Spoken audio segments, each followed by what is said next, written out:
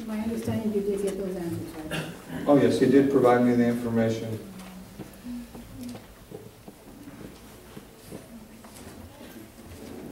Can I have a motion with those changes? So motion. Second? I second. All in favor? Aye. All opposed? Motion carries 5-0. Now consideration and action to approve the minutes from January the 10th, 2013.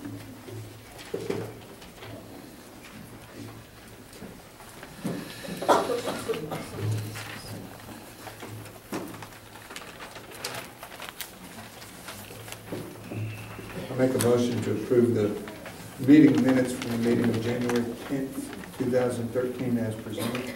Okay, do I have a second? I second. Motion made by Councilman Miller, second by Councilman Morones. All in favor? Aye. All opposed? Motion carries 5-0. Now we're going to go on to a presentation of our revenue and expense report for November 2012. Now, be presented by Laura Fabens, our comptroller.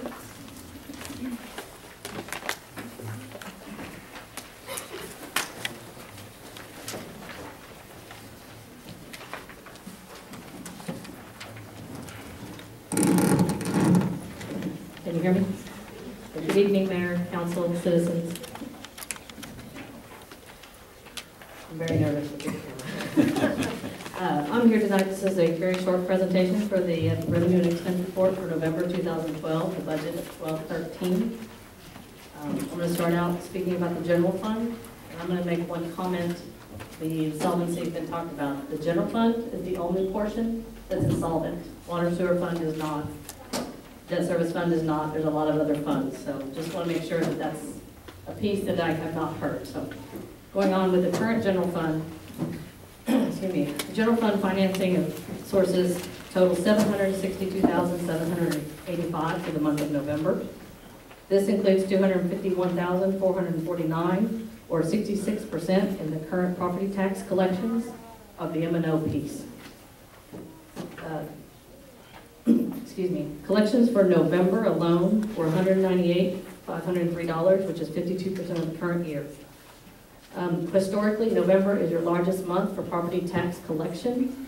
So, and then in October, actually in December, by December you've collected almost 85%. So November is your largest portion collection. Franchise fees is another fee that's in your general fund. For the electric, we receive that monthly. This month we had the payments come at the end of the month, so in October we did not have that portion. It was booked at the very 1st of November. So electric franchise fees totaled $95,664 for the month of November. Also, franchise fees for natural gas come in quarterly. They come in from CenterPoint Energy, and we received November's of $6,313, which are in line with previous years. The remaining revenues, there's lots of miscellaneous line items in revenues. I say miscellaneous, it's not worth it.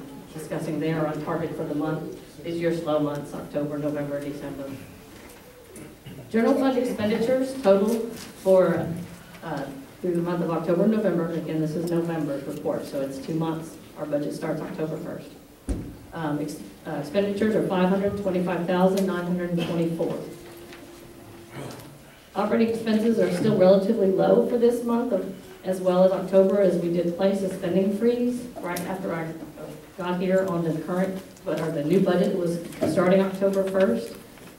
City manager, we spoke with staff, and then again in November, mid-November, council also made that directive.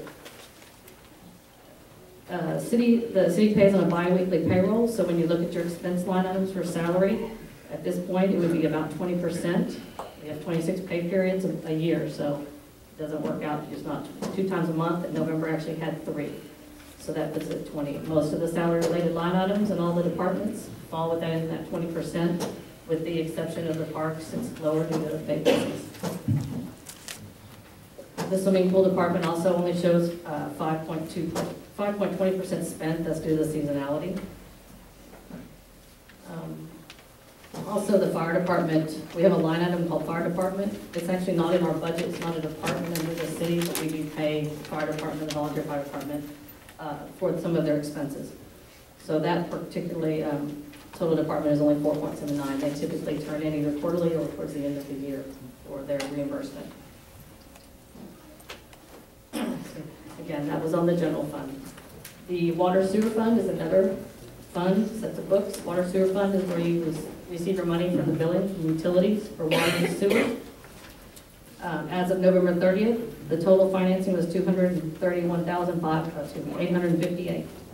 Water, residential, and commercial revenues total $138,997, which is down by about $21,000 in comparison to the same period last year. We talked about this on the October report. It's largely from October. And comparison last year was at the end of the year of that very, very vicious drought. If you remember that, if you were anywhere near Bastrop, which I was, it was pretty vicious in the whole state, but there as well. So everybody was using a lot more water.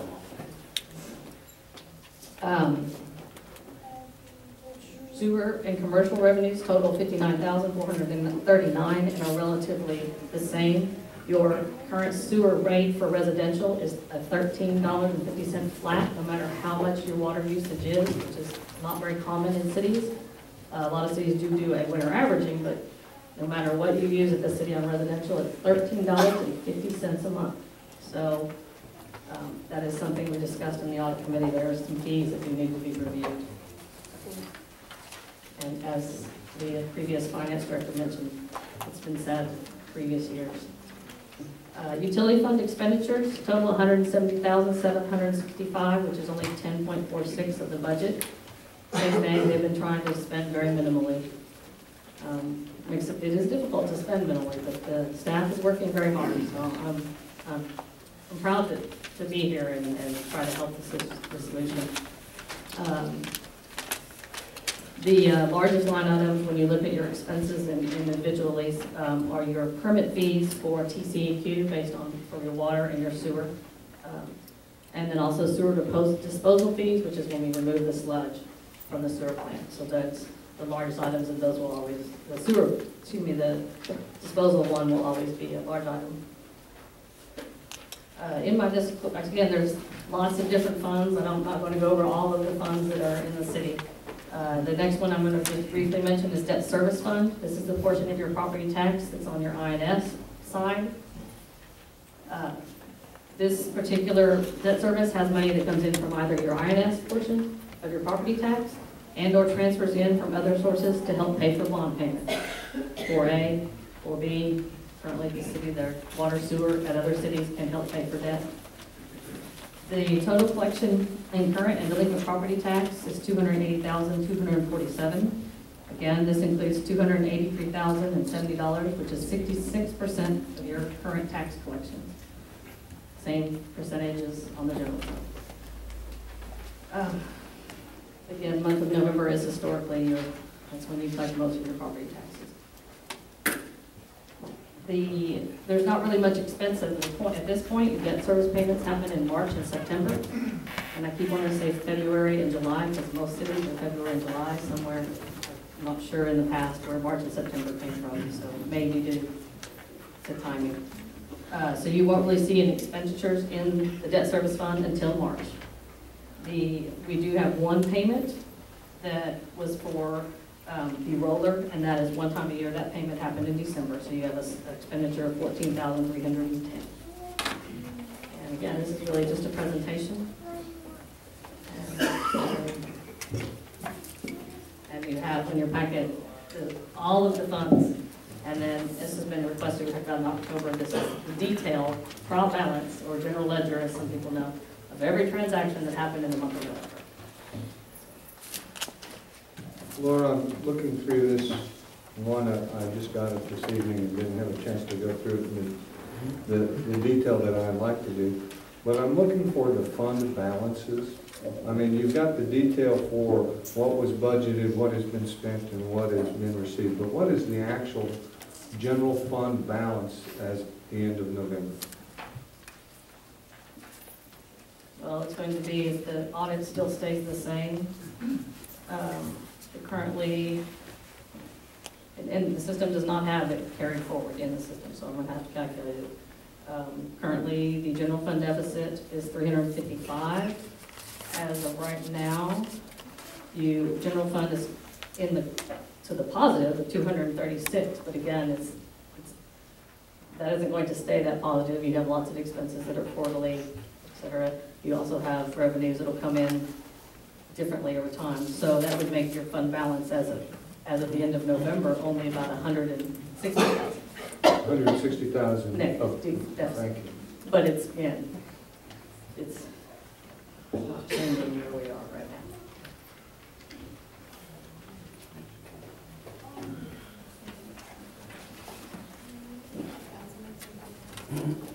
Could we, in the future, have the cumulative fund balances on here? Because we have carryover, and I think that's important, that we look at what the total fund balance is, be it debt service or I can put it on water. I can put it on the summary recap. Thank you.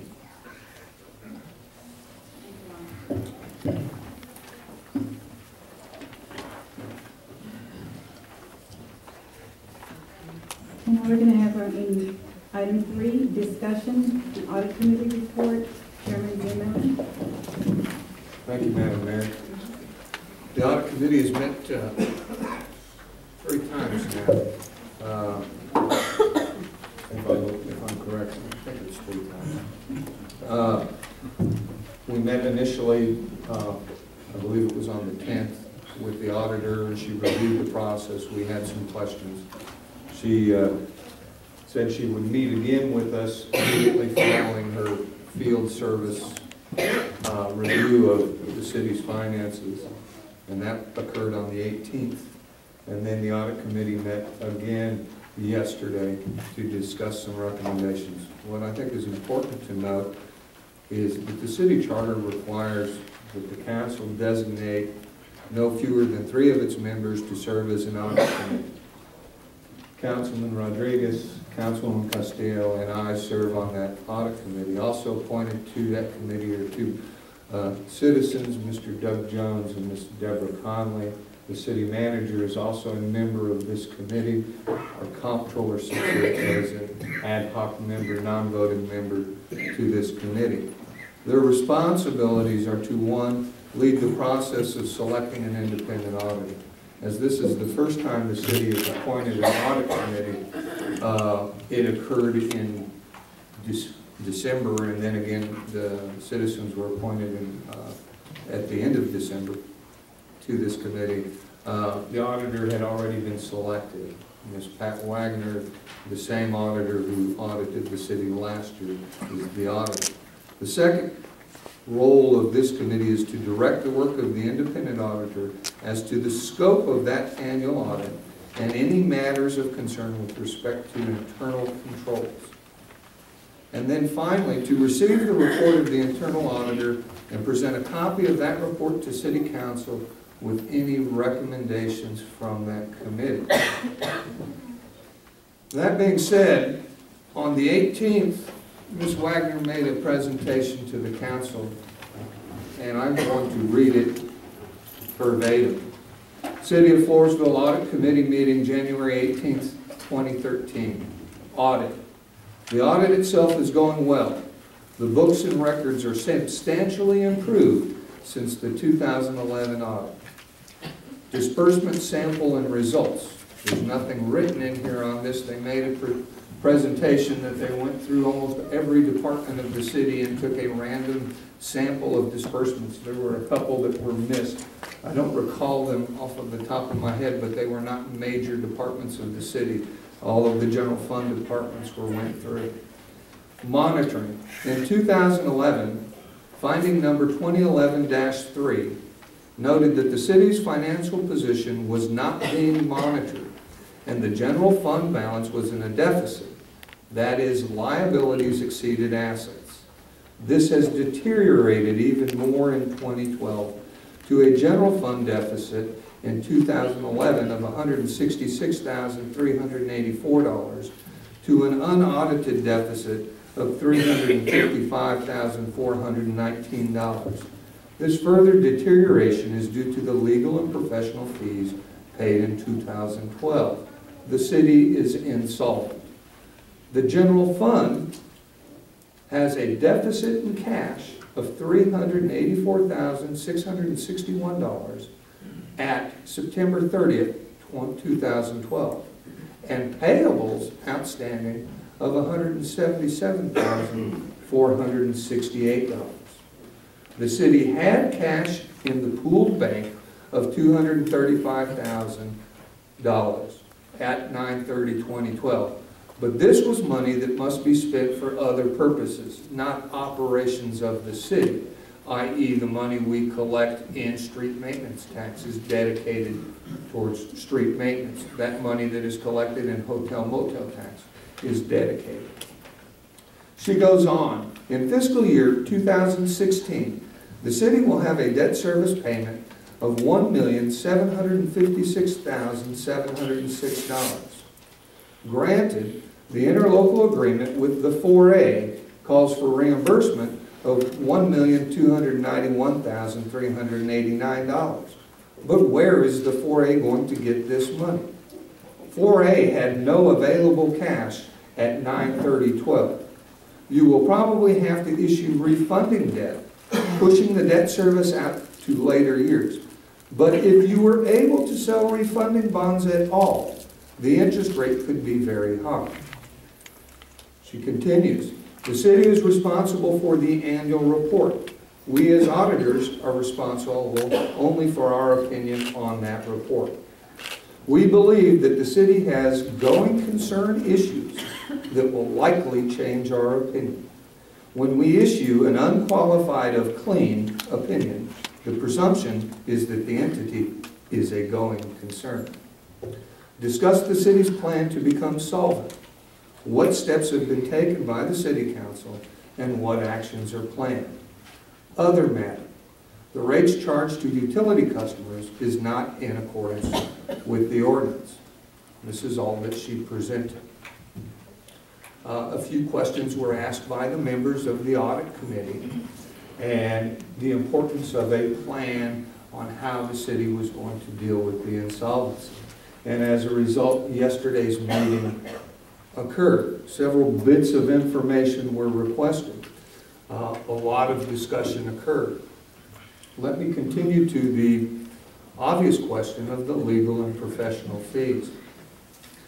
I have reviewed what was spent with the auditors, both Ms. Wagner and Mr. Gully, what was paid to the attorneys of the 4A Corporation.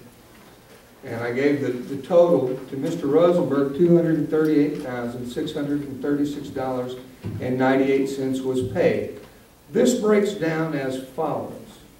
For annexation, $11,620.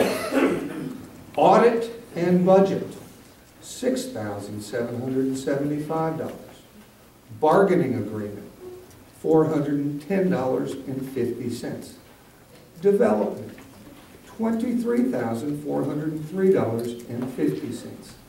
Elections, $4,950.50. FISD building, $2,083.50. Gas franchise, $489.50. Garbage service, $10,499.30. General governance, $53,997.82. Government capital, $1,638.50.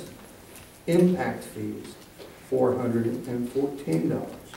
The McCoy building, $6,502. Miller mandamus litigation, $3,851.50. Personnel, $324. Police department, $6,835.08. Planning and zoning, $20,155.67. Quorum litigation. This was when they attempted to sue the council to attend meetings, $8,369.06.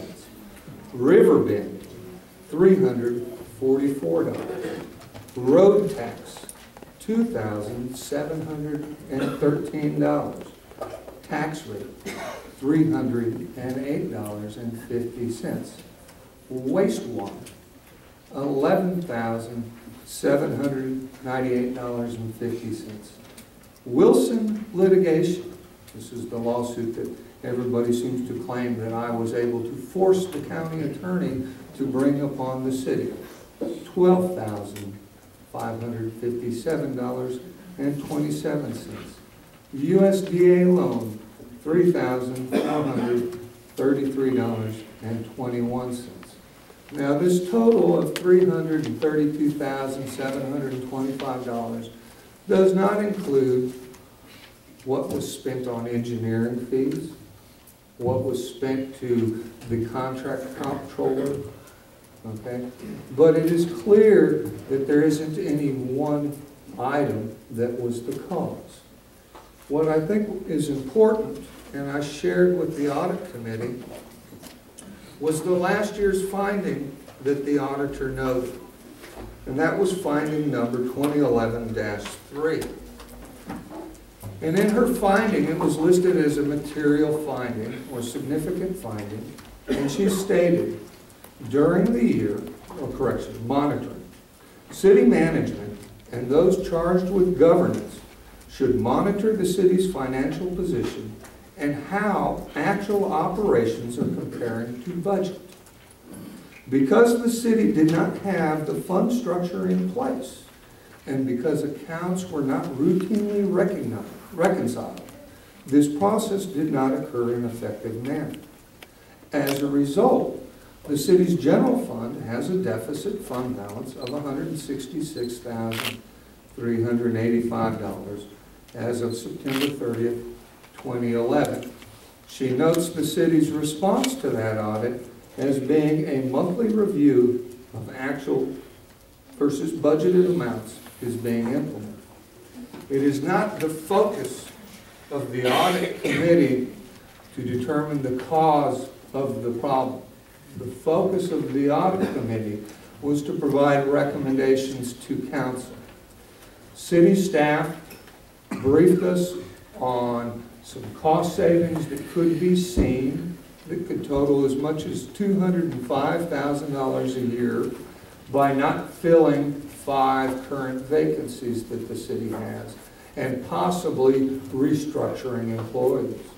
They briefed us that we could save $30,000 by not opening the swimming pool. They did not have numbers as it related to benefits, most of which are unchangeable until the end of the fiscal year. We discussed fees and that it is important that our fee structure be appropriate, i.e., it does not make any sense to have a $100 building permit fee if we're spending $350 or $750 in engineering fees. And we need to ensure that our utility rates are appropriate. It makes no sense to charge somebody $11 for water service when it costs the city $13 to provide that service. Those are arbitrary numbers. We were informed that a rate study is in progress. It is being funded by a USDA grant. They're working on getting those to us. We were informed we should be able to see those in the next 30 days. That would be presented to council for action. We were also informed that the rates in the system for billing are incorrect and have been incorrect since 2008. And that those corrections were, there was an actual ordinance passed by the city in 2009 that changed the water and sewer rates. Those rates have never been implemented. The losses that the city has experienced because of those, city staff was unprepared to brief us on those numbers and would be getting back to us. And the last item of discussion was the budgeting process. And the auditor made note of tax rate. and that it's important that, and many people have raised that question here tonight, that maybe the city should raise taxes. I have been opposed to any tax rate without justification, but we talked about a zero-based budget and a 36-month budget process that would include monthly financial reviews by the council, and that would also include quarterly budget updates and amendments by the council. I can assure those in this room that there was no intention and no discussion of cutting any employees in the police department, in public works, or administration. I can assure you that nobody in that room discussed cutting benefits. We discussed what options were available to the city to reduce the cost of those benefits. I, as the chairman of that committee, can assure the employees of this city that the very last item of consideration will be a reduction in force. We must find a way to do this. And I believe that it is possible. I believe that it can be done in a 36-month time frame. The important piece to remember, and this was a discussion that we had with the auditor following this, is it is more than the $385,000 deficit. And she makes a couple of points in her report about that.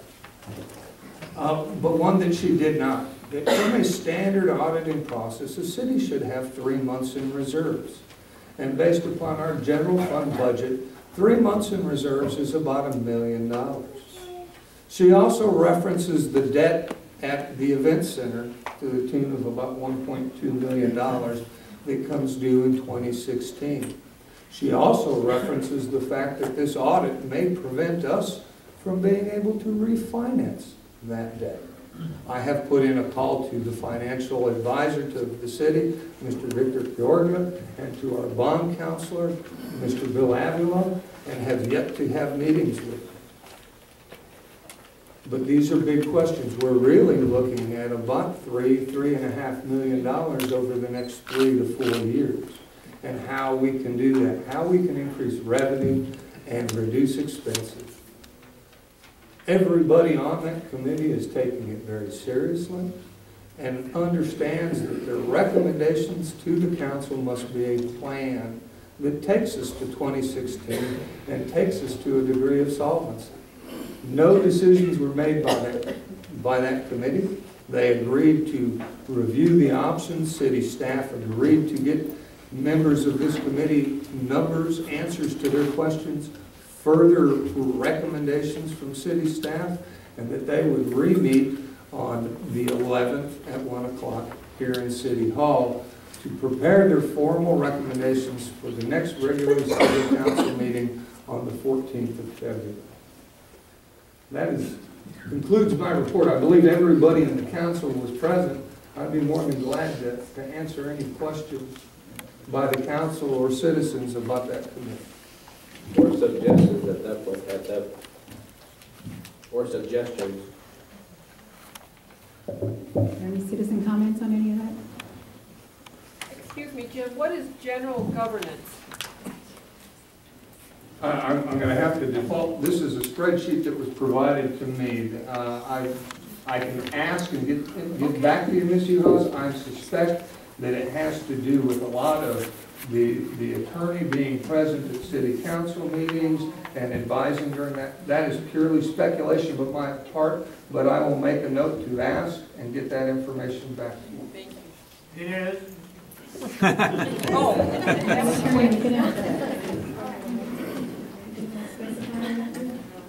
No, general government. Agendas is something that goes on there also. General government, the particular way we lay out the books is if I get a call from the manager, if I get a call from the council, I get a call from the mayor, or one of the department heads, and it's not otherwise classifiable, in other words, it's kind of a general question. It includes a broad range, sometimes it's zoning, sometimes it's across the board. If it's not a project that the manager is assigned to me, or that the council is assigned to me, it's general government. And Lou, and just for what it's worth, I would like to add a couple of pieces in here, and maybe you can qualify. I see LTR and CCH as far as rates. What's the difference? Well, I charge less for my associate and more for myself. Okay. The rates that Mr. Rosenberg is charging the city range from $180 an hour to $95 an hour. The attorney for the 4B Corporation was charging $250 an hour, wanted to charge $300 an hour. Another attorney made a bid for the 4B Corporation to serve as their counsel. His rate was $350 an hour. We are paying a retainer to another attorney for the 4A of $2,000 a month. The rates that Mr. Rosenberg are charging the city are certainly less than what we see from any of the other attorneys. And I just want to make note of that. Thank you. Thank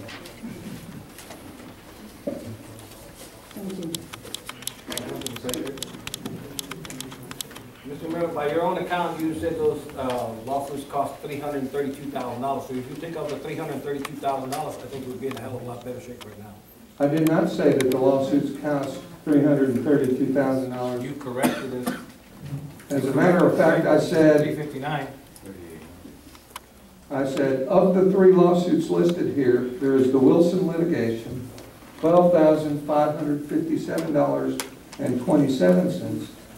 The Miller mandamus litigation, $3,851. And then the quorum litigation, which I was not involved in at all, was $8,369. The total amounts of litigation are less than $25,000. So you cost the city $25,000? No, I did not say that. Well, how much did you cost? If you want to say what Jim Miller was involved in, as there was one legal fee of $3,851.50, and as a result of that litigation, the city received an order from the 4th Court of Appeals to put me on the ballot. Then you owe us $3,000.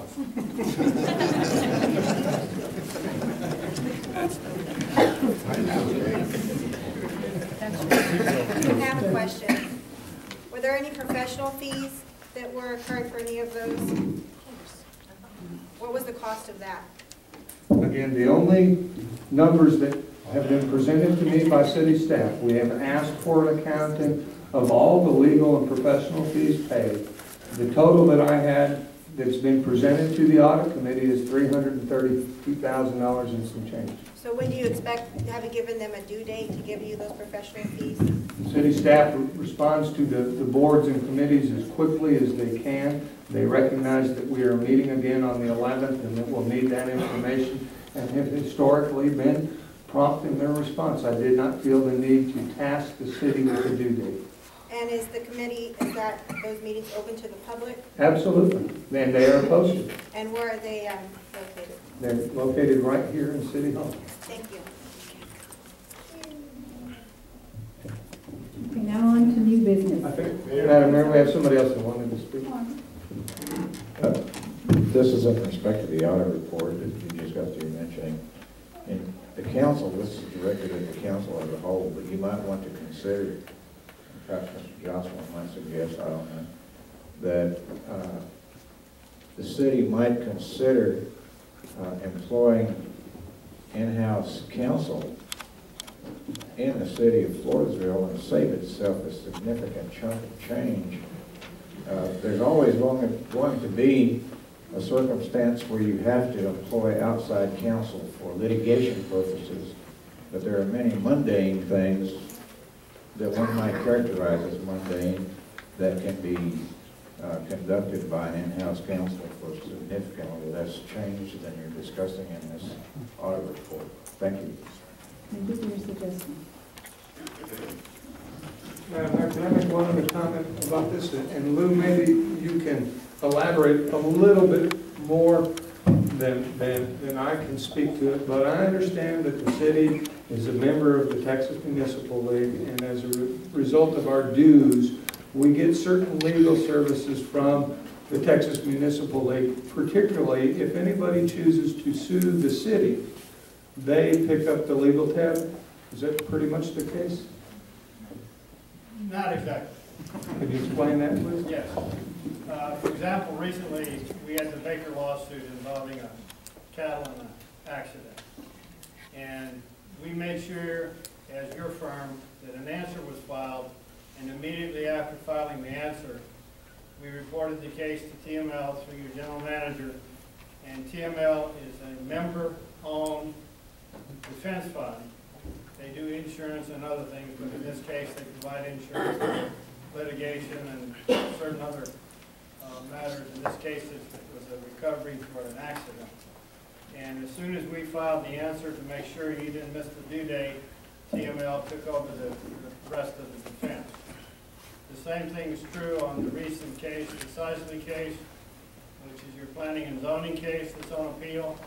As soon as we made sure that that case was clearly in the hands of TML and they were willing to defend it, we have a file to monitor it, but TML goes forward on it. But you pay dues for your TML participation along with about 400, 500, 600 cities across the state. It is a funded, prepaid insurance kind of a program, but it is insurance, and it's your member-owned insurance along with the other cities. But it specifically applies to defense when anybody would choose to pursue litigation against the city. That's correct. If I can add to that, Councilman Miller, it has to have a monetary attachment to it. If it's anything other than a monetary attachment to it, they will not take it.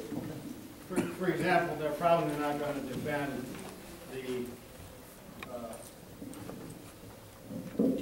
Fiesta, not the Fiesta, the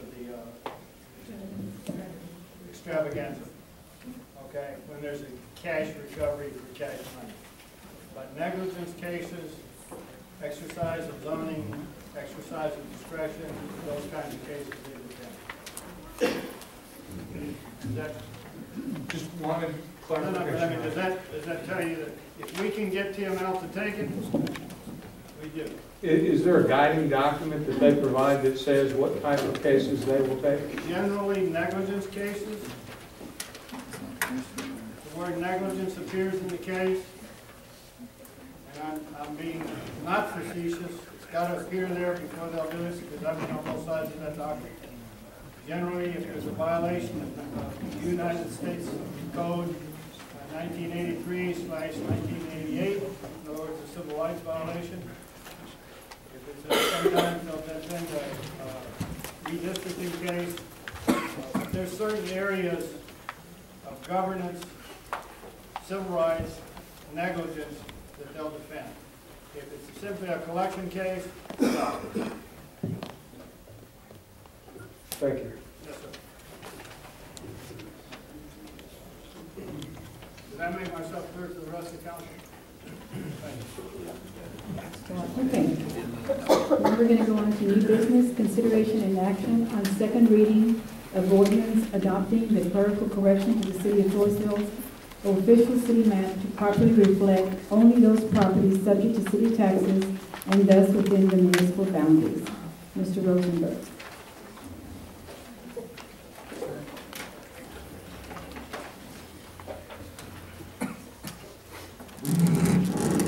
Mayor, members of the council, citizens in the audience, this is a bit of housekeeping. And Mr. Miller, I think this probably falls under housekeeping, general governance. But this is a second reading of an ordinance. It's not required by law that we read things a second time unless it's a penal ordinance. But it's been my policy and recommendation to you that we read these items a second time after we notice them in the paper. And frequently we'll get somebody that steps forward and says, you can do this better, or we need to make a correction. And this is a case where such happened. I'm going to read the caption to the ordinance. It's an ordinance of the city of Floresville, amending ordinance number 201, correcting the official city limits boundary map to accurately reflect the Wilson County Appraisal District taxation records upon which the city limits boundary map was based, clarifying that the public rights-of-way adjacent to the city boundaries are included inside the city limits, and establishing an effective date and providing for publication. This little matter has to do with the two storage units that are right next to Lopers. And when we first got the information from Becca at the appraisal district, we erroneously picked up those 2 lots. We found that out when we were doing the McCoy's matter. And Mr. Miller, sometimes when you're doing the matter like McCoy's, you learn a lot of other things that you didn't want to know. But we found out in trying to establish the zoning to give to the McCoy's that we were out of bounds, and that's the basis for this correction. Okay, so we wanted to get your ultimate city limits extended up the road, and the reason for this is, this gives me an opportunity to explain something to you and the audience, and that is we annexed from the hospital on the west side all the way up to Hughes Track, request for the Hughes estate, and got Walmart. That only got us the west side. So through the McCoy's, we want to come up the highway and get to McCoy's and be in a position where the lots near McCoy's can be annexed on the east side. So we're going to annex up the road the next time we bring McCoy's to you. So this is the second reading on this matter. I request the council approve this, and it's simply to correct an item. This is a common practice for many cities to do what was required when we started this process, which was to survey your entire city boundary. It was going to cost you over $100,000. So we used the appraisal district basis on the theory that if they were paying city taxes, the likelihood is they've been annexed. And that was in addition to the ones that had been specifically surveyed. So my recommendation is to approve the exclusion of the 2 lots referenced in the ordinance that will make the boundary line Rovers next to the 2 storage units. Any questions?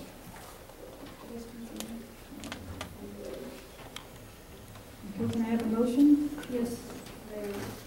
I move to approve the second reading of ordinance adopting a clerical correction to the City of Floresville's official city map to properly reflect only those properties subject to city taxes and thus within the municipal boundaries. Motion made by Councilman Castillo, second by Councilman Guerrero. All in favor? Aye. All opposed? Motion carries 5-0.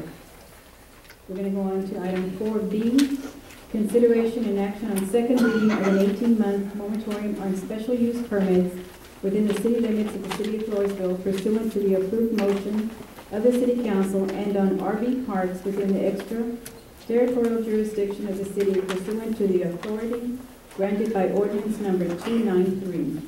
Mr. Rosenberg? Madam Mayor, members of the council, this again is somewhat of a housekeeping general governance issue. I'm going to read the caption and then explain it.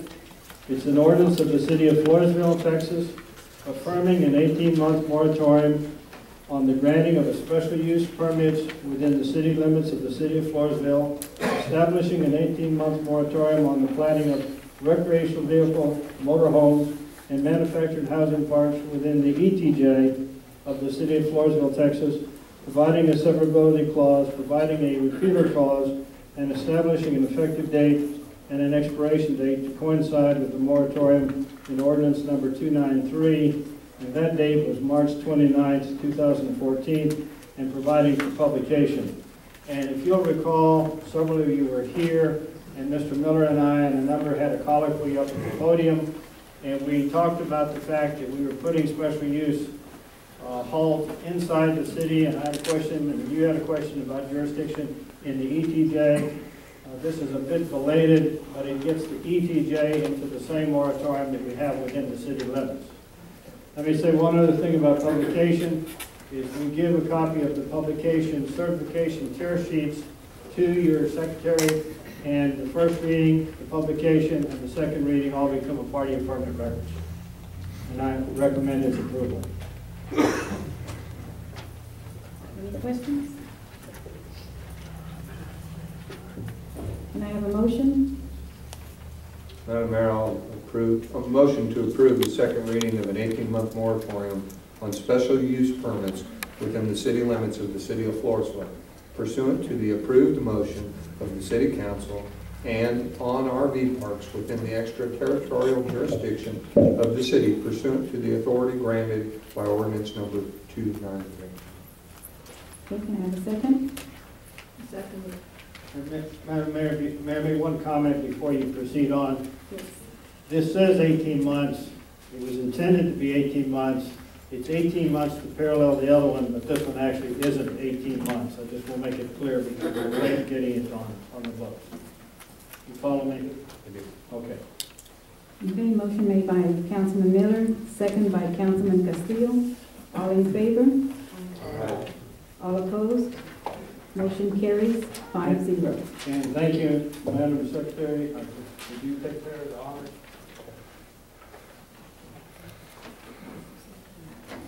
We want to get these signed the evening that we're in.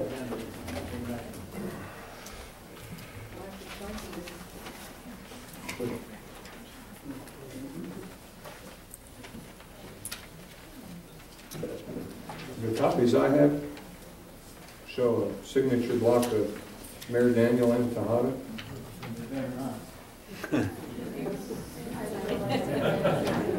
That's why I'm a code.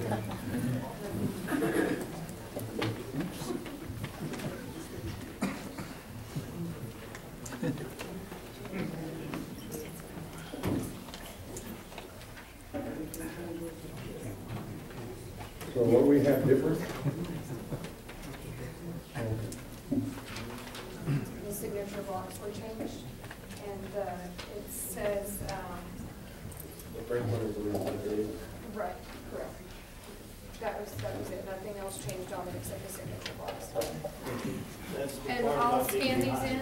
I'll scan these in and get them out to you this evening. Thanks for taking time to do this. It's every step of the way.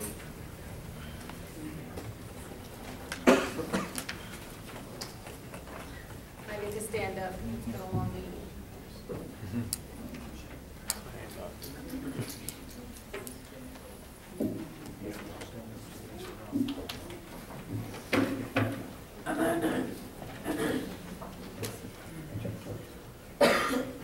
Okay, we're going to go on to item 4C, consideration and action to adopt the amended FEDC bylaws. David Stroger, is he here? David? I didn't know I was supposed to be here, so. You did? You have a copy You of want it? David to do it, or you want?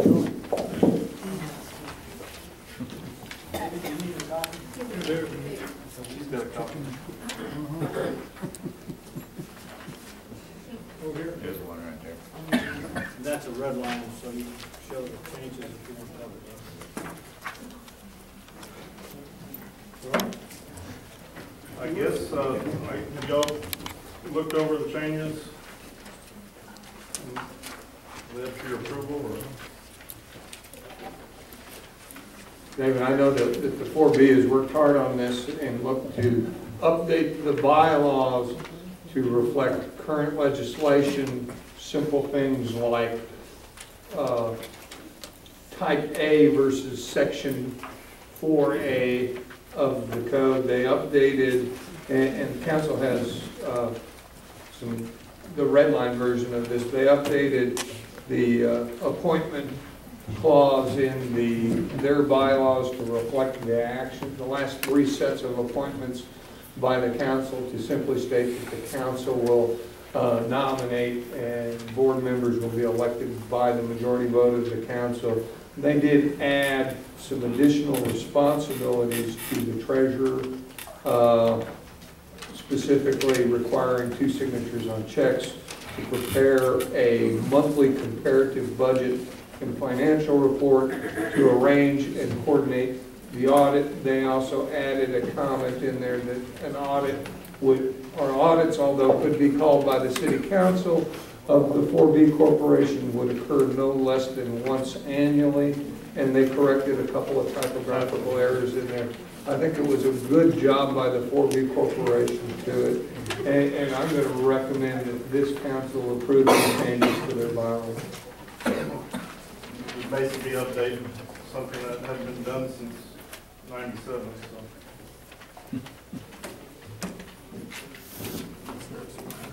A second. We have a motion. By Mr. Miller, second by Councilman Morones. All in favor? Aye. All opposed? Motion carries 5-0.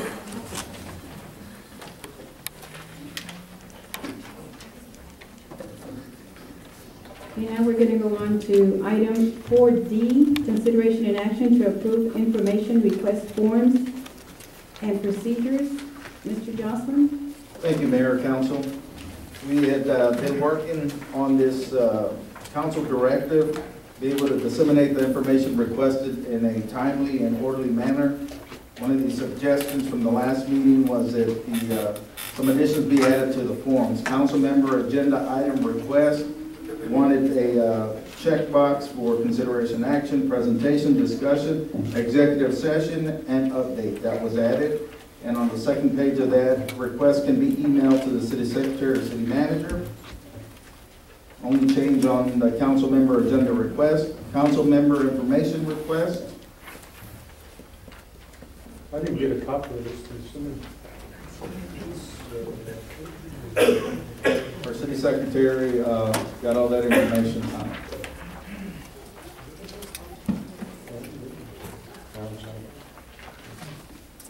On the council member information request, the addition on the second page was that he stated that requested information will be available for all council members, not just the member who submitted the request.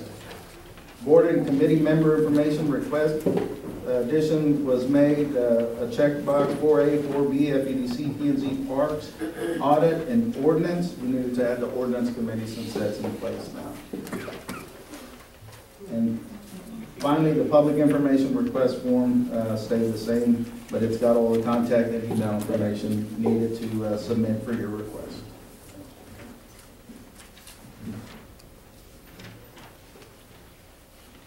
The action is consideration and action to approve information request forms and procedures.